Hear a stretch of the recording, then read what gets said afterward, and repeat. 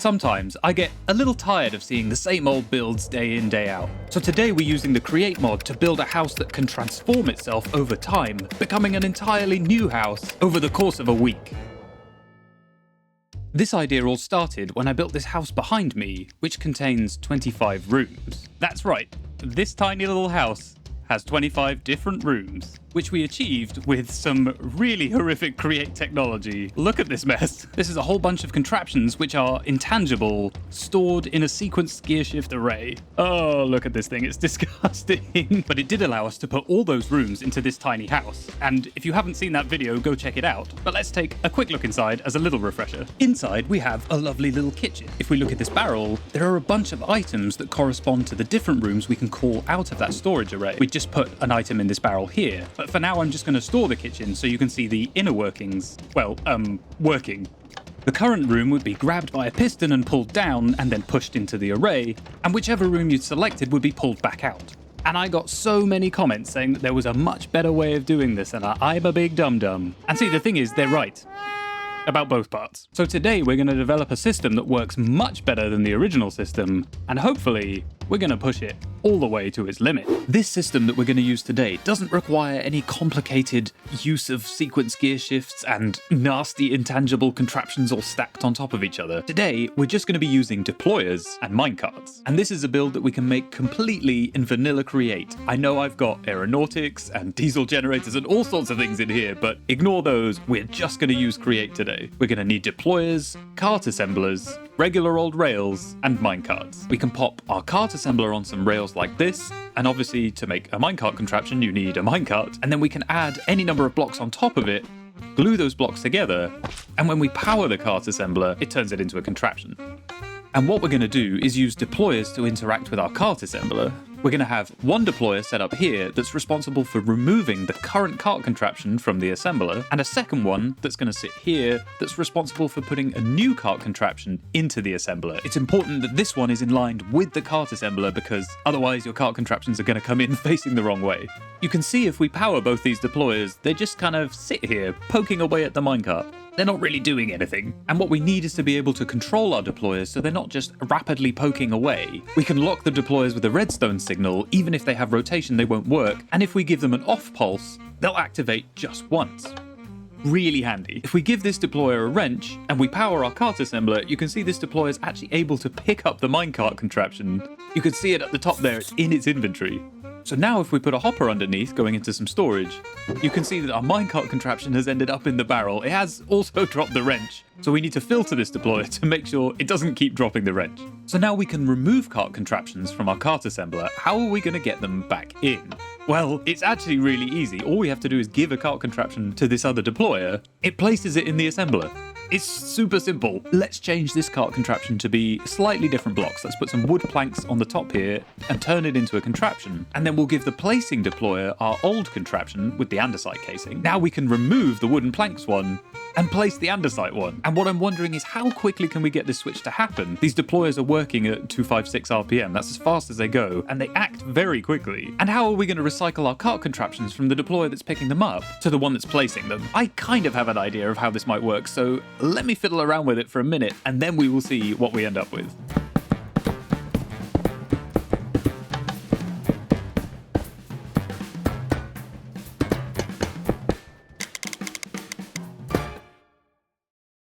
I think this is everything that we need. This module is very, very compact. It's actually 5 blocks by 5 blocks. It's 5 by 5 by 3. I tried to make it too tall, but I couldn't really figure out a way of moving the items around and leaving space to get power to the deployers.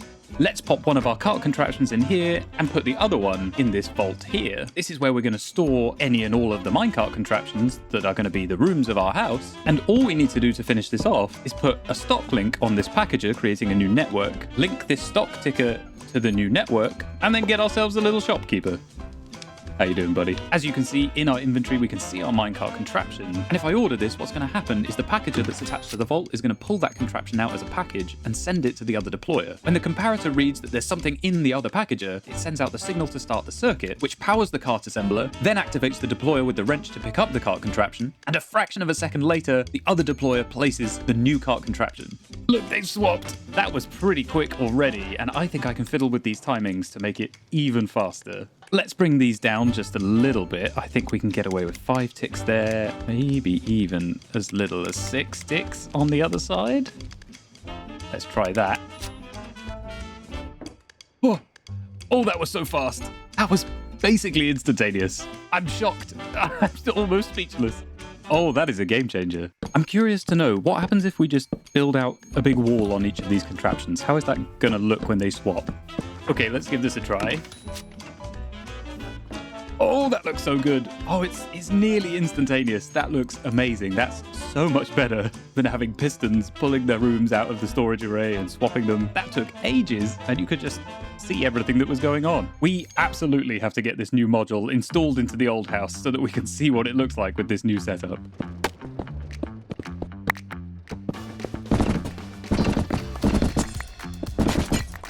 Oh boy, that's a lot of items. It's fun smashing apart an old build. There's something really satisfying about just tearing it apart and having all these items lying on the ground. This is exactly why this old idea was a nightmare for survival. It was really just a proof of concept. I'm very excited to see how this new idea does. I think it's way more reliable if you wanted to build it in survival. The new module is installed, and there's so much space down here. Now that we don't have to use any of these, we can clear all of these out, and there would be so much room. We could put a whole section just for power generation, or even put another of these modules in the floor and have a second set of swappable rooms. Now there's an idea. But let's take a look at this in action and see quite how different it is from the original design. What a lovely view. As you can see, we're in the bedroom, and if we go to our stock keeper, we can request the dining room, and it's here almost instantly. Oh, that's so cool. And we've got a working enchanting room, and my favorite room, the disco.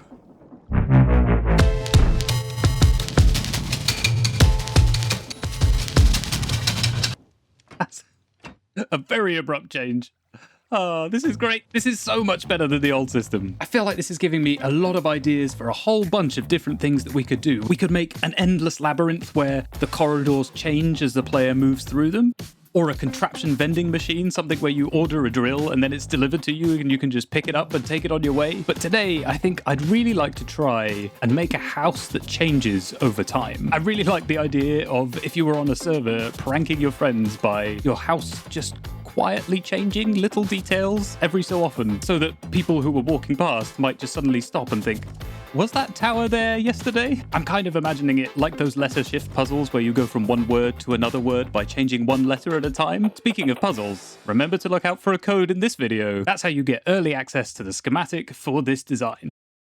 If our goal is to design a house that slowly changes across the course of, say, a week, we're going to need to design 2 separate houses and figure out how they're slowly going to change from one to the other. And that's why we have this wall monstrosity behind me. I've been doing a little bit of planning, and as you can see, I've copied a couple of the modules into the house. The 2 in this green wall box represent the modules that will actually be sat underneath the ground. Obviously, anything at the bottom level of the house, we can just hide in the ground. The idea that I'm thinking is that we divide the house up into kind of 4 quadrants. So you'll have 2 sections of the bottom floor and 2 sections of the top floor, and that should allow us to add little details on either side so the house isn't perfectly symmetrical. Now you might be asking, why not just build the house and then build a second house with all the detail changes and then just swap between the 2? But A, that would mean building the entire house multiple times, which is even more resource intensive than what I'm planning. And secondly, using multiple of these cart swapper modules means that we can swap different parts of the house at different times, creating a sort of rippling effect as the house changes, which I really think will help disguise the blinking that happens when we swap the minecarts in and out. That does mean then that we're going to need to have modules installed below the second floor, which means that we're going to need a way of hiding them inside the house. When I'm building with Create, I often build houses with fake floors or little crawl spaces because it's quite useful for running power around. So there's not really anything new here. I am wondering, however, if we should do an extra module for the roof and maybe a 6th one for some extra little bit of detail on the side.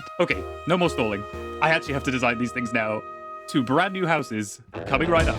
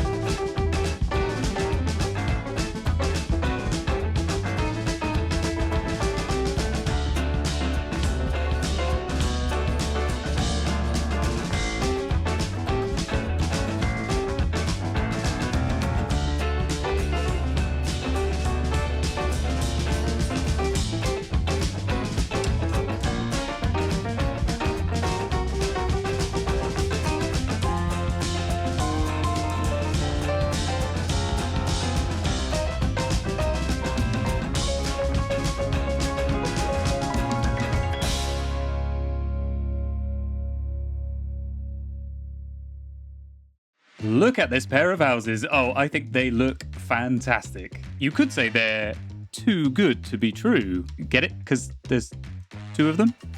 Anyway, this one is very, very simple. It's quite basic. It's got a little bit of detail around the outside. There's a little smattering of blocks, but largely the walls are quite bare. I've even actually taken out the little outhouse side bit that becomes the tower on this one in favor of making it as basic as possible. Because when we move to the final stage of the house, it is way, way more detailed. Look, we've got a little balcony on here. We've got details on the windows. We've got this tower here. You can hear those bats squeaking in the background. I have not lit up the interior. We've got a lot more detail on the back. I probably won't do a lot of this texturing on the floor. And we do have this massive, massive greenhouse, which I really, really like. This build is a lot busier in basically every aspect. We've got this little window on the roof. Obviously, we've got the V, upside downy V shape here. I don't know what you call it. What do you call that? I don't know. And then we've also got this little bump out here on the side. It really changes the shape of the house, having the tower and the bump out and the greenhouse. You know, this is a lot simpler, but I really like both of them. So let's go inside here, see if we can find all these bats. We've got a nice simple hallway and it leads off into the side rooms. Obviously, you can see we open out into the tower. And then if we go around the back here, we have the other room on the other side. These are actually really quite spacious rooms. I really like the fact that it opens out into the tower over here. It really changes the shape.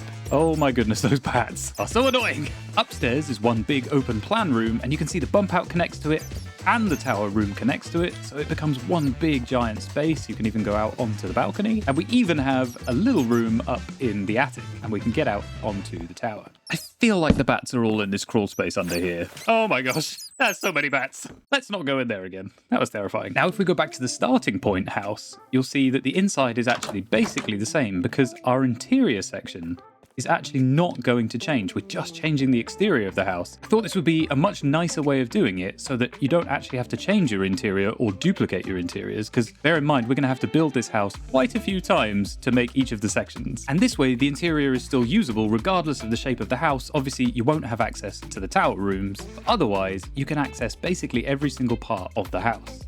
So now we need to figure out which sections of the house are going to belong to which module by dividing it up into pieces. And I've actually already gone ahead and done it.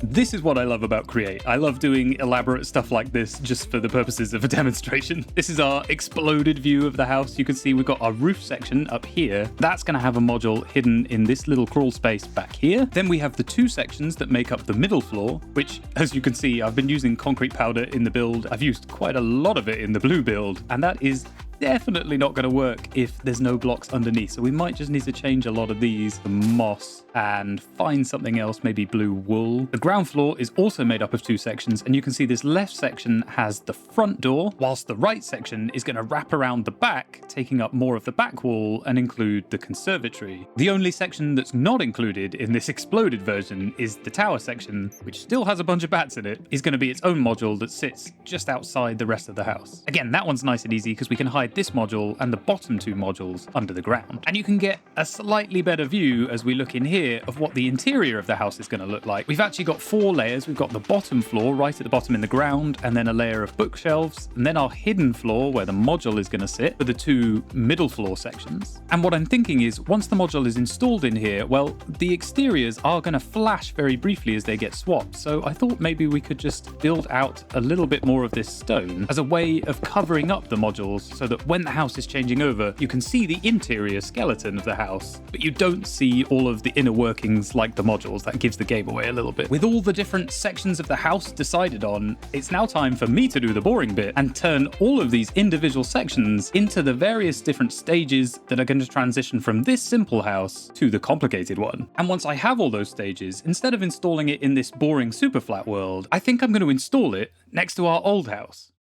The process of taking each of these sections of the house and turning them into individual schematics with the little detail changes that change between each stage was actually really kind of simple. I thought the process was going to be really boring, and it actually wasn't. I like building in Minecraft, so that really helps. But we also have a lot of tools with Create, like our schematics, being able to duplicate minecart contraptions, and just designing things in Creative that made the process really, really simple. And I would highly recommend that if you were ever going to try something like this, you design everything in Creative first, and then you make your Minecraft minecart contraptions from schematics. Once all the stages for all the sections were designed, I installed the skeleton of the house, the interior, the bit that's not changing, into our old world, just down the river from the old house. I then started converting all of those schematics into minecart contraptions. Do you guys think that you would actually try out this idea? It is very simple to set up, but does require quite a bit of grind. You might have to build quite a few versions of your house depending on how granular you wanted your changes. I do think it is going to be worth it. It's going to look fantastic. It's quite nice building up a little neighborhood here.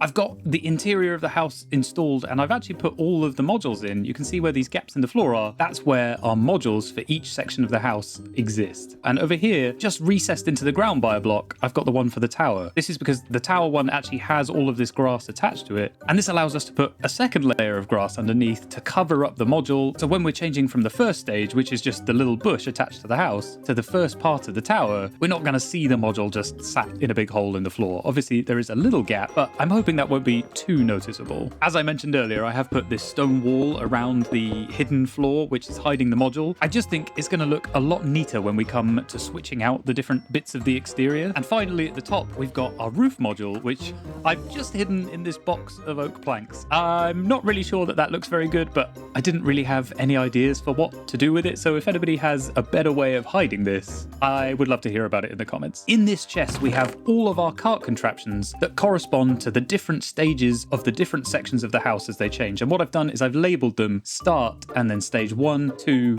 3, 4, and so on. And I've arranged them in this chest so that they're all in line. You can see that obviously every single one has a start. Some of them change on the first stage and then more change as we go on until finally the roof stages change at the very last section. But how are we going to get all of these different exterior sections to change on command at certain times of the day? I don't want to have to be ordering everything from a stock network every 6 hours. So I think it's time for me to install the last little bit of redstone for this project, and then we can see how it all works.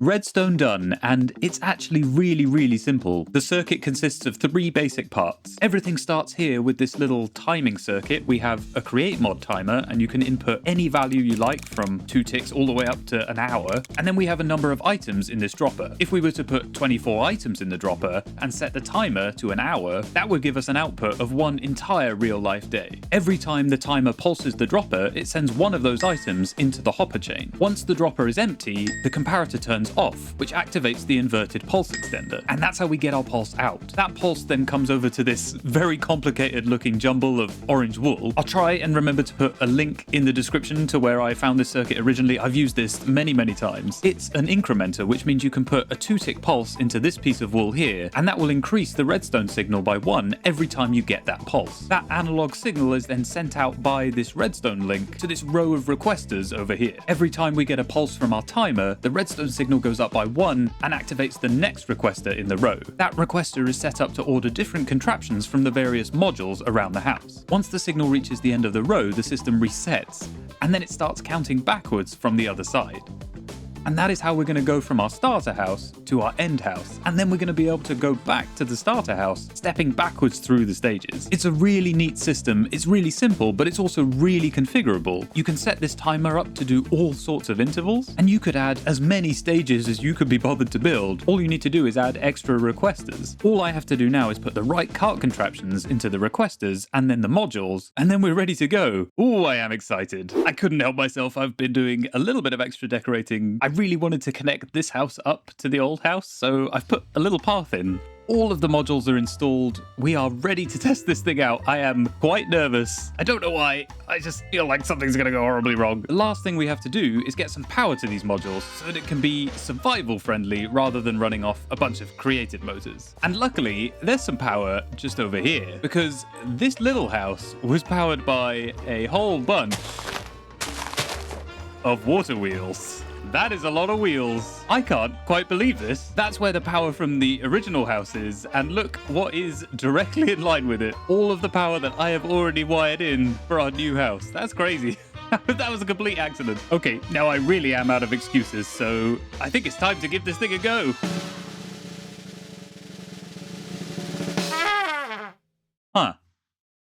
doesn't seem right.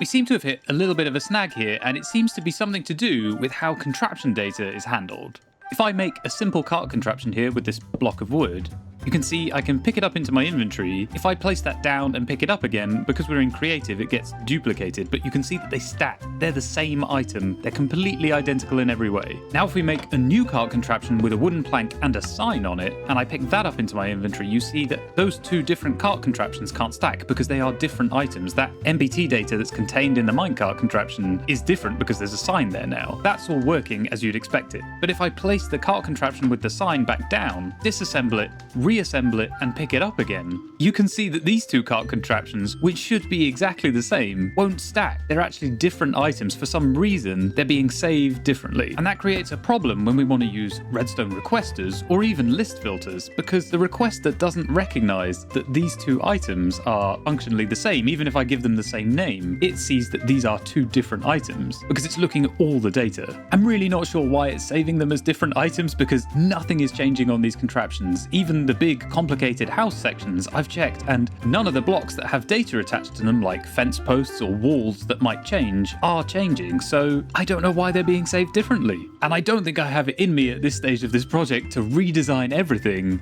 So I think we need a slightly different approach. And I think the solution might actually be quite simple. If we just take these blocks out and put a lever here, we can just keep our cart assembler permanently powered. That way the cart contraptions never disassemble, so we can keep picking them up and putting them back down. The only downside to this is they never disassemble, so you couldn't use interiors. But for us, we've designed our interior to stay static, so that doesn't really matter, although it does mean that the tower interiors aren't going to be particularly functional. But that's a sacrifice I'm willing to make today until we can figure out what's going on with these cart contraptions. Also, I haven't actually designed any interiors yet. So I'm going to make all of those changes and we can finally see this thing in action.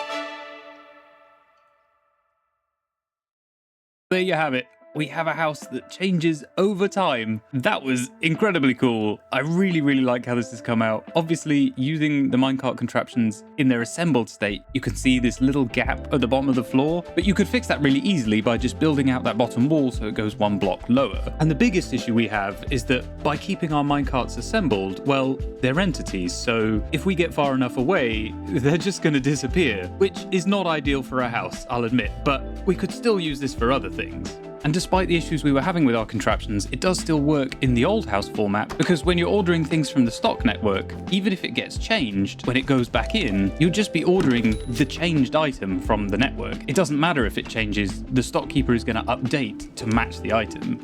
Did you spot the tree changing in the time lapse? As I was doing the decorating for the front of the house, I was thinking about the new poplar trees that are going to get added soon, and I thought, wouldn't it be cool to have like a changing of the seasons type deal? So I thought I'd do a kind of scuffed version of it with this tree. Oh, and there it goes again. So now we have two really interesting uses for minecart contraptions, and I can already think of so many other ways that we could use this. There's definitely potential for a really compact storage system that uses minecart contraptions nested inside each other to store all of your bulk items so that you don't have just a giant array of create vaults. How are you guys going to use this in your builds? Let me know down in the comments. If you've enjoyed this video, please give it a like, comment your ideas for other things we can build with Create, subscribe if you're new and you want to see more of this kind of thing.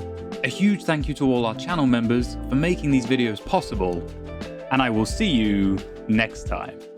And for my final trick of the video, I'm going to turn this house into a frog. Alakazam! Oh, look at this little guy. I love Create.